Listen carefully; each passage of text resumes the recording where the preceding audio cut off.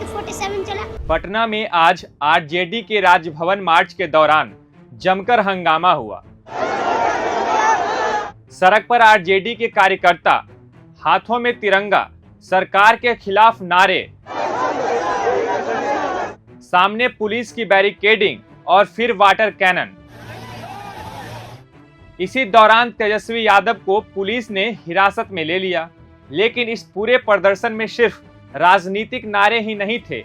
एक तरफ पहली कक्षा का बच्चा AK-47 को लेकर सवाल पूछता नजर आया, तो दूसरी तरफ कुछ प्रदर्शनकारी पुलिसकर्मी का रूप बनकर AK-47 जैसे कटआउट लेकर प्रदर्शन करते दिखे।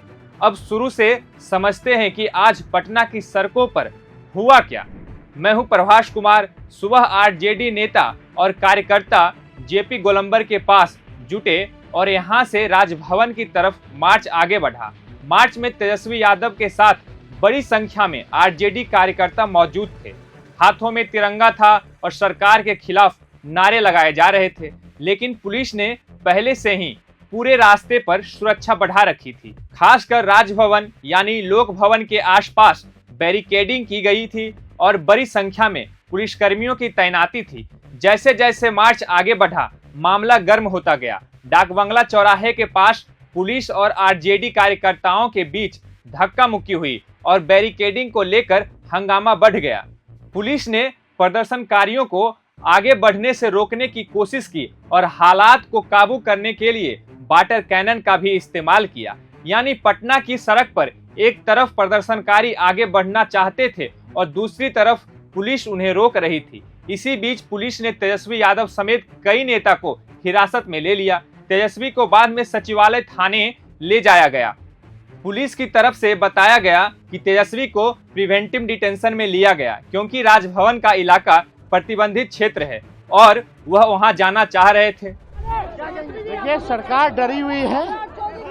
हम लोग शांतिपूर्ण मार्च कर रहे थे तिरंगा लेकर के, छात्रों के मुद्दे को लेकर के। सम्राट चौधरी के आदेश पे हुआ है सब कुछ। लेकिन तेजस्वी के हिरासत में जाने के बाद भी मार्च का मुद्दा खत्म नहीं हुआ। आरजेडी की तरफ से कहा गया कि प्रतिनिधिमंडल राजभवन जाएगा और अपनी मांगों को राज्यपाल तक पहुंचाएगा। और इसी दौरान प्रदर्शन का एक अलग ही रंग देखने को मिला। कुछ प्रदर्शनकारी AK-47 जैसी दिखने वाली राइफल के कटआउट लेकर प्रदर्शन करते नजर आए। इसका मकसद साफ तौर पर उस विवाद को दिखाना था जिसमें बिहार के सिवान में छात्र प्रदर्शन के दौरान पुलिस की ओर से AK-47 से फायरिंग का आरोप लगा था। इस मामले में सामने आए वीडियो के बाद एक पुलिसकर्मी को निलंबित किया गया था।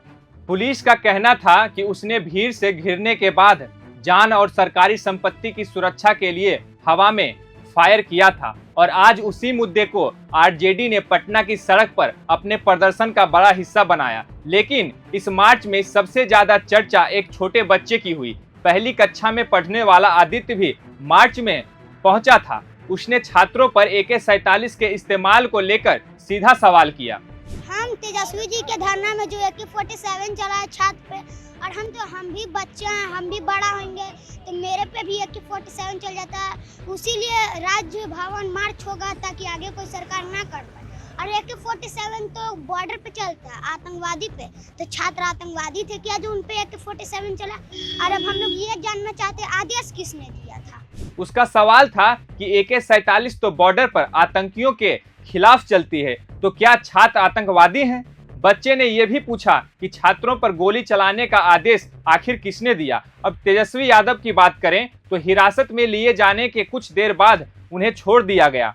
तेजस्वी वहां से निकलकर अपने आवास की तरफ रवाना हुए। मुख्यमंत्री जिम्मेदारी तय नहीं करेगा, पूरी घटना का वक्तव्य नहीं देंगे और दोषियों पर जब तक कार्रवाई नहीं की जाएगी, आदेश किसने दिया चलाने का गोली, जब तक ये लोगों के समक्ष नहीं रखेंगे, जब तक छात्रों के साथ न्याय नहीं होता, जब तक नौकरियां बेरोजगारी खत्म नहीं होती, निष्पक्ष परीक्षाएं पारदर्शिता ढंग से नहीं होती और जितना पेपर लीक बंद हो जाए जितना जल्द से जल्द उतना अच्छा है, वरना सब लोग जो है ये लड़ाई को जो है लड़ते रहेंगे।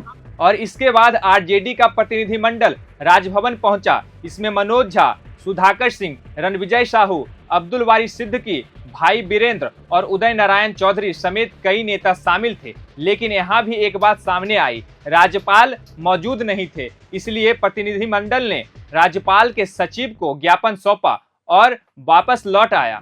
अब सवाल, आखिर ये पूरा मार्च निकाला क्यों गया था? इसी जड़ में छात्रों का आंदोलन है। आरजेडी का कहना है कि बिहार में परीक्षा व्यवस्था, पेपर लीक, युवाओं के रोजगार और छात्रों पर हुई पुलिस कार्रवाई को लेकर सरकार जवाब दे। खास तौर पर सिवान में छात्र प्रदर्शन के दौरान AK-47 से फायरिंग के विवाद को लेकर आरजेडी सरकार से जवाब मांग रही है। आरजेडी सांसद मीसा भारती ने भी आज यही सवाल उठाया। तो छात्रों के साथ जो अन्याय हुआ है, आज कम से कम 20 से 25 दिन गुजर गए हैं, फिर भी सरकार नींद से नहीं जागी है। आज सुना कि सुप्रीम कोर्ट में भी बिहार सरकार ने यह माना कि हाँ AK-47 का इस्तेमाल हुआ था। तो जज साहब को यह पूछना चाहिए था सुप्रीम कोर्ट में, जो बिहार सरकार के वकील थे, कि AK-47 लेके प्रदर्शन में जाने की अनुमति किसने दी? अगर डीएम और एसपी ने अनुमति दी थी तो तत्काल उनको सस्पेंड करना चाहिए। लेकिन ये बिहार सरकार हत्यारी सरकार है, जो आम जन का भी, बिहार वासियों का हत्या करवा रही है आए दिन, और युवाओं के भविष्य की भी हत्या कर रही है। उनका आरोप है कि अगर छात्रों के प्रदर्शन के दौरान AK-47 का इस्तेमाल हुआ तो इसकी जिम्मेदारी तय होनी चाहिए। हालांकि ये आरोप और राजनीतिक दावे हैं। इस पूरे मामले में पुलिस और सरकार का पक्ष भी अलग है और फायरिंग से जुड़े तथ्यों की जांच का मुद्दा अभी राजनीतिक बहस का हिस्सा बना हुआ है। तो आज पटना में कहानी कुछ ऐसी रही। जेपी गोलंबर से मार्च शुरू हुआ, राजभवन की तरफ बढ़ा, डाक बंगला पर पुलिस से टकराव हुआ, वाटर कैनन चला, तेजस्वी यादव हिरासत में लिए गए, फिर उन्हें छोड़ दिया गया। आरजेडी का प्रतिनिधिमंडल राजभवन पहुंचा, राज्यपाल नहीं मिले तो सचिव को ज्ञापन सौंपा गया और इसी प्रदर्शन में AK-47 कटआउट लेकर प्रदर्शन करने वाले कार्यकर्ताओं से लेकर पहली कक्षा के बच्चों का सवाल तक चर्चा में रहा।